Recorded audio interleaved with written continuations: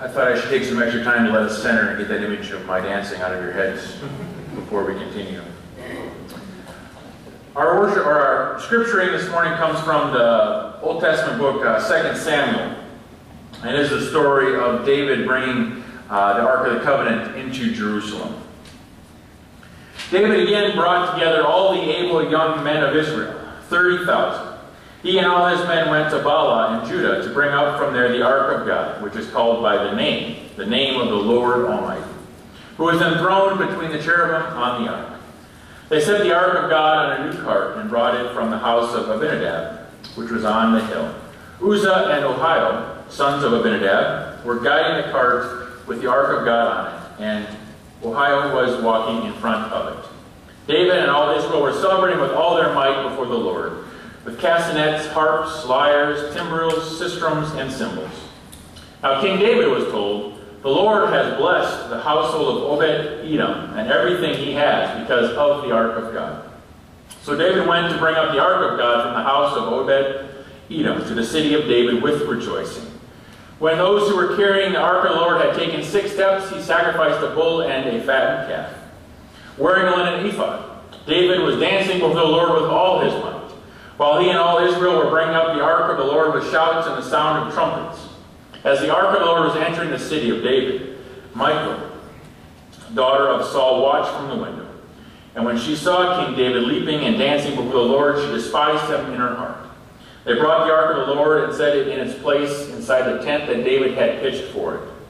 And David sacrificed burnt offerings and fellowship offerings before the Lord. After he had finished sacrificing the burnt offerings and fellowship offerings, he blessed the people in the name of the Lord Almighty. Then he gave a loaf of bread, a cake of dates, and a cake of raisins to each person in the whole crowd of Israelites, both men and women. And all the people went to their homes. The word of God for the people of God. May the Spirit add a blessing to our understanding of it.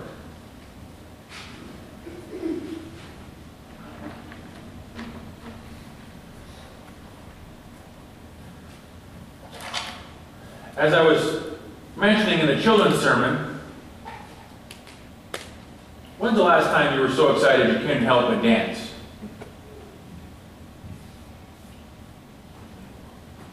Kids got married. Kids got married, yeah. That's a good one, yeah. Just last week. Just last week, excellent. It was a beautiful day. I'm not allowed to dance, for obvious reasons. But when was the last time you were so excited for something God had done in your life that you couldn't help but dance?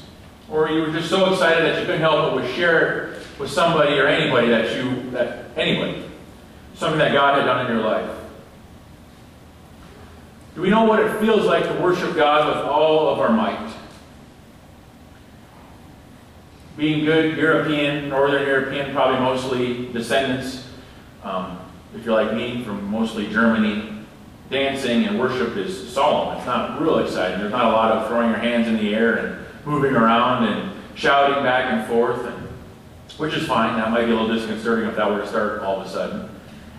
But what does it mean to worship God with all of our soul, with all of our mind, with all of our heart? What was going on with King David here when he was dancing with the ark and all that stuff? What kind of power were they worshiping and celebrating? A little bit of a background. Just before this story, the ark had been returned by the Philistines. The Philistines were an enemy of Israel, and they had captured the ark in a battle. But because they had some illnesses and some bad things going on when they had the ark, they decided to give it back to the Israelites. So this is David getting it as we come from the Philistines and bringing it into Jerusalem, which is going to be the capital of the country of Israel. The ark is, or was for the Israelites, where God was when God was on earth. They believed that God sat there on the ark. We've probably all seen pictures of the way it was depicted. With the little cherubim, the big winged creatures on front, kind of with the wings spread out in front of them, touching each other. And there's like a big rectangle with long poles coming out where they could carry it as they walked. Has anybody seen the movie Raiders of the Lost Ark? The old Indiana Jones movie. I think it came out in the 80s, if you want to admit you've seen it. I've seen it. But they're after the Ark of the Covenant. To them, it's a great power, and whoever wields it can control the world. So the bad guys are after it, and Indiana Jones, of course, is after it. And there's comes a point at the end of the movie where they've got I think the bad guys have got the ark, and Indiana's with them. It's been a few years since I've seen it, exactly how it's going in the end. But they're going to open up the ark to look what's, or to harness the power, see what happens inside. And if you remember, you open it up, and the Spirit of God comes out, and if you're looking at it, it kills you. So all the bad guys die because they're all staring at it, but Indiana and Marion, I think, close their eyes so it doesn't hurt them, and they close it back up, and the power is contained again. But it was powerful. Of course, that's a movie. I don't think if we ever found the ark and opened it up, our faces would melt and we would die, as it happened in the movie. But it reminds us that it's a very powerful symbol. For the Israelites, it was the literal throne of God. They would carry it from place to place. It contained, I think the tradition says, the 10 Commandments, the tablets, like maybe the staff of Aaron, and some manna from the wilderness. I don't know for sure what was in there, but a very, very powerful symbol. And when they stopped or camped, they put up the tent, the tabernacle, and it would go in the holiest of holies, and that's where it would stay. And then God would come and stay in there. Would sit in there, was what they believed. So for them, the Ark of the Covenant was the power of God. So for David to bring it to the capital was to bring the power of God to the capital of the country and hopefully have God bless it. As we go with the story, our wonderful lectionary cuts out an interesting part of the story. If you remember, Uzzah and Ahio, however you want to pronounce the other guy's name, were in charge of taking care of it. They put it on a cart, and they were bringing it up into Jerusalem. Well, as they're bringing it in, the cart, some oxen pulling the cart kind of wiggles on threshing floors, or crossing threshing floor. It looks like the ark's going to fall out, so Uzzah reaches out to touch and steady it, and instantly he's dead.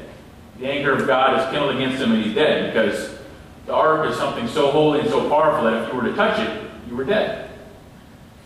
So poor Uzzah, all he's going to do is steady it so it doesn't fall, is killed instantly. One thing the scholars say is that it wasn't supposed to be on a cart in the first place. It was supposed to be carried by priests on the poles. So it's a little sturdier that way than having it on a cart with horses or oxen pulling it, whatever. So they try to explain maybe why he was killed that way. But he was killed because that ark was so holy and so powerful that to touch it meant they were to kill it, or you would die by touching it. That was the law, and that's what happened. Even though he was just reaching out to steady it, probably a natural instinct reaction, anything we would do. Instantly, he's gone. So that's a powerful example.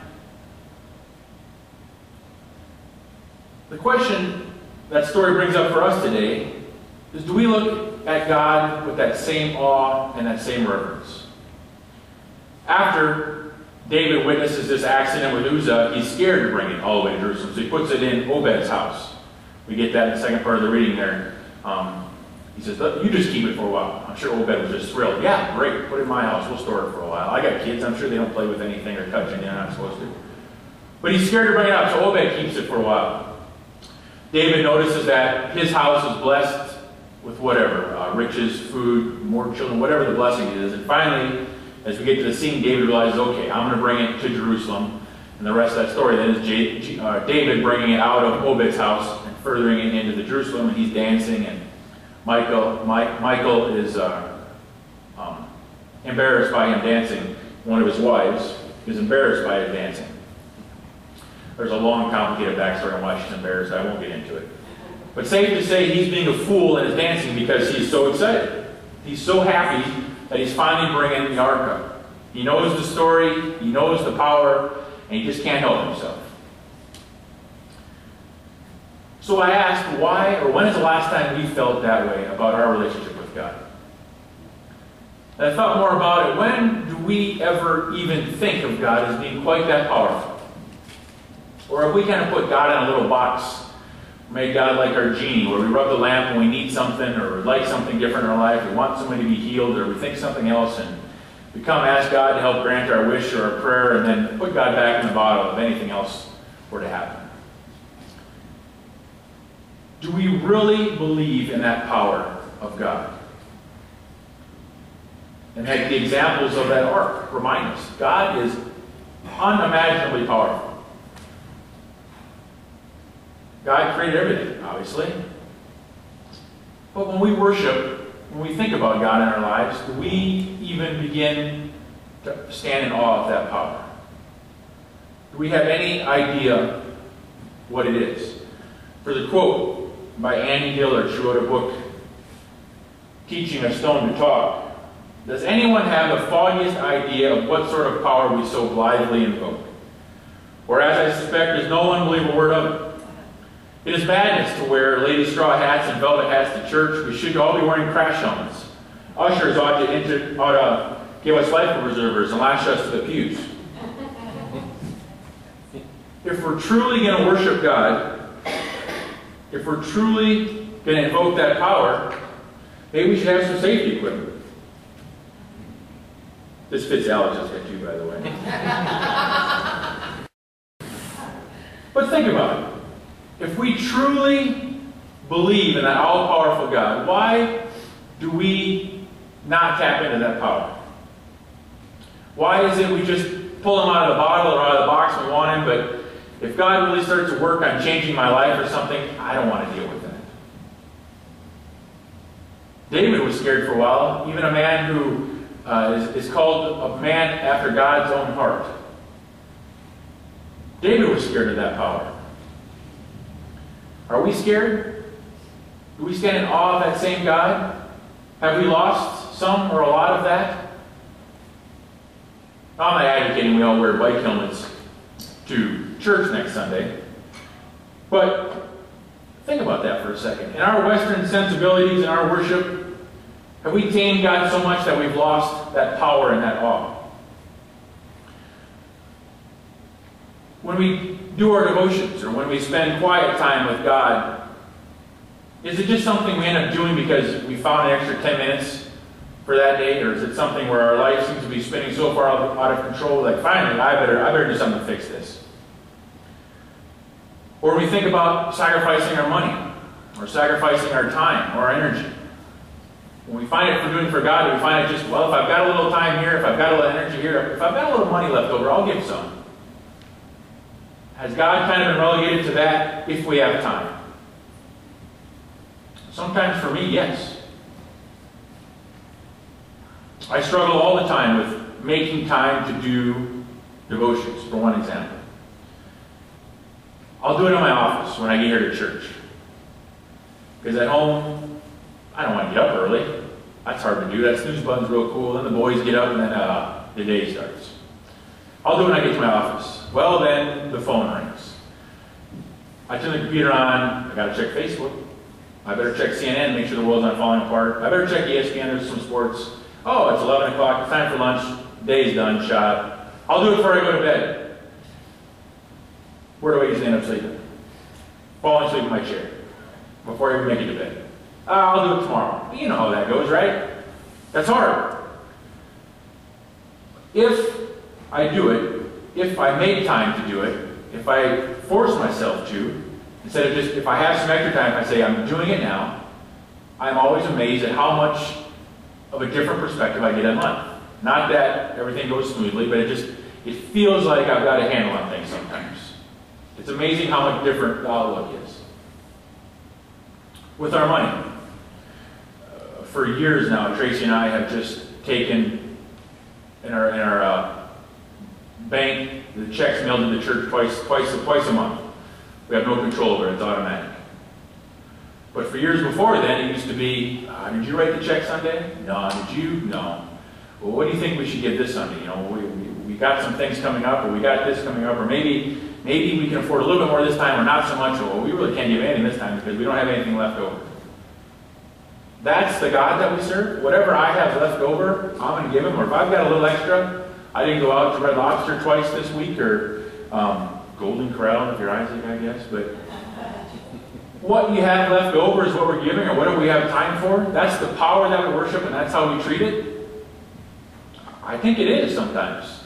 I don't think we have that respect anymore sometimes. I know I struggle with that at times. But I really thought and really truly believed in that great power, I think that transformation in my perspective on life would be different even.